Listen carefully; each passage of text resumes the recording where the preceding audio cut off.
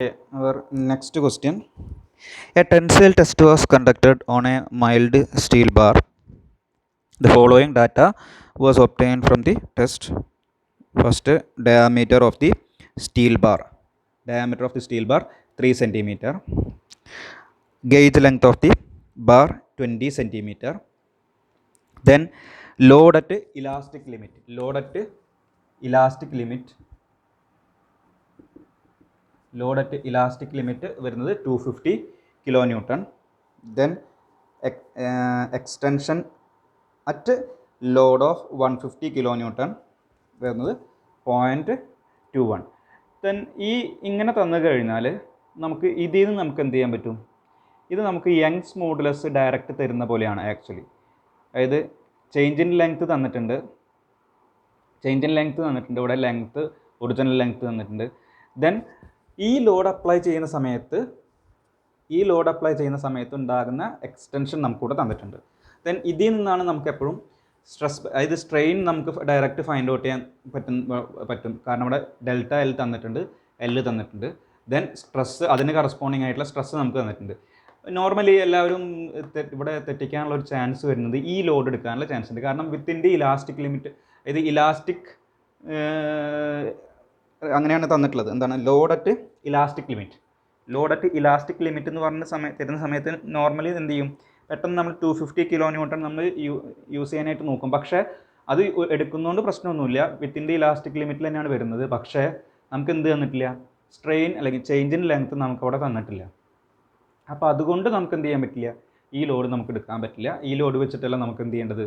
Strain നമുക്ക് കണ്ടുപിടിക്കേണ്ടത്. Strain നമുക്ക് കണ്ടുപിടിക്കാനായിട്ടാണ് ഇവിടെ നമുക്ക് തന്നിട്ടുള്ളത്. ദെൻ അടുത്ത ഗിവൺ ഡാറ്റ നമുക്ക് തന്നിട്ടുള്ള maximum load 380 kilonewton.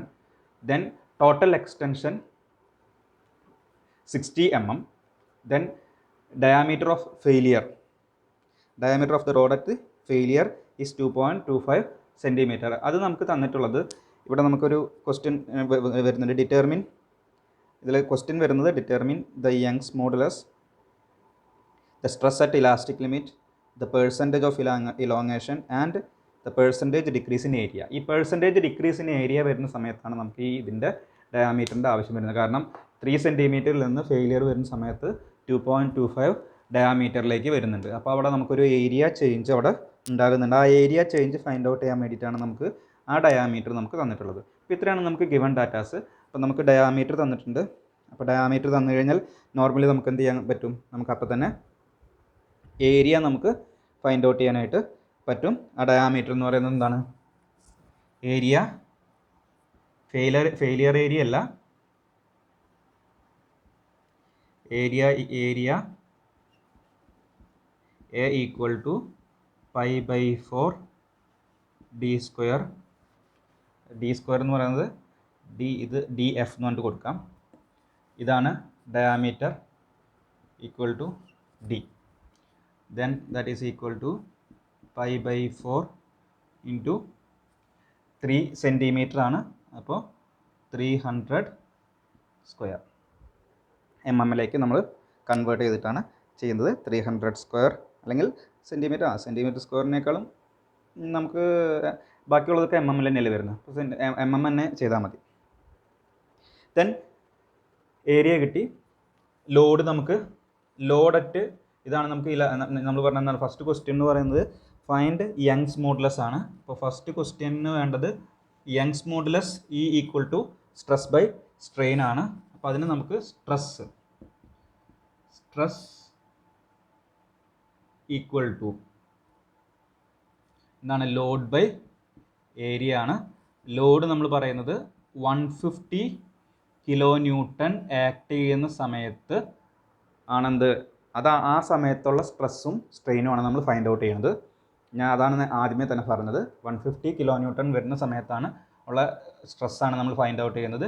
Area equal to area നമുക്കിതിൽ കിട്ടുന്നത് എത്രയാണോ ആ ഏരിയ നമ്മൾ ഇവിടെ സബ്സ്റ്റിറ്റ്യൂട്ട് ചെയ്ത് കഴിഞ്ഞാൽ, ഈ ഏരിയ ഇവിടെ സബ്സ്റ്റിറ്റ്യൂട്ട് ചെയ്ത് കഴിഞ്ഞാൽ നമുക്ക് എന്ത് കിട്ടും? ഇവിടെ നമുക്ക് സ്ട്രെസ് കിട്ടും. Then strain epsilon equal to എന്താണ്? 150 kilonewton കറസ്പോണ്ടിങ് ആയിട്ടുള്ള ചേഞ്ച് ഇൻ സ്ട്രെയിൻ ആണ് നമുക്ക് ഫൈൻഡ് ഔട്ട് ചെയ്യേണ്ടത്. Then delta L by L that is equal to delta L എന്ന് പറയുന്നത് 0.21 ഡിവൈഡഡ് ബൈ എൽ എന്ന് പറയുന്നത് 20 സെൻറ്റിമീറ്റർ ആണ്.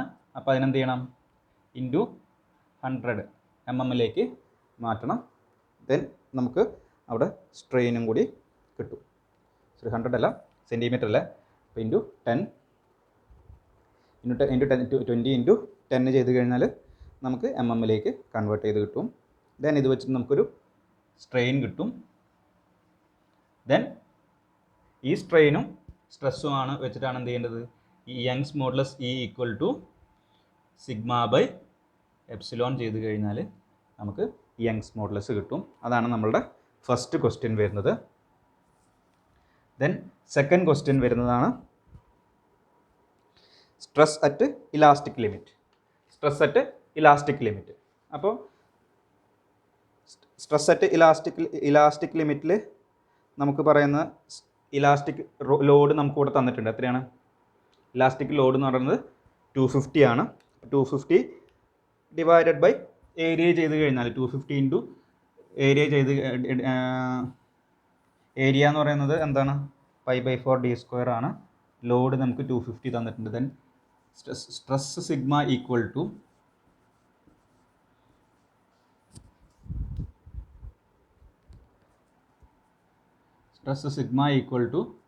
P/A, വേർ P എന്ന് പറയുന്നത് 250 into 10³ divided by area. Then അത് വെച്ച് നമുക്ക് stress at elastic ലിമിറ്റിലുള്ള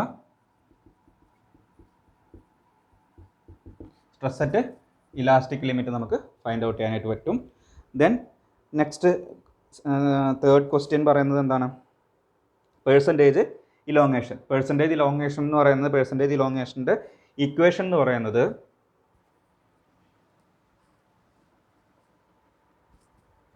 total increase in length divided by original length into 100. അതാണ് percentage elongation. Total elongation, percentage elongation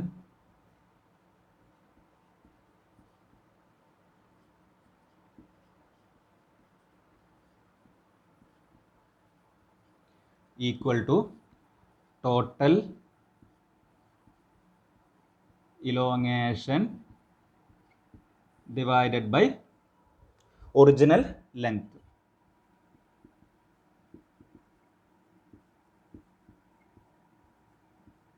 total elongation divided by original length.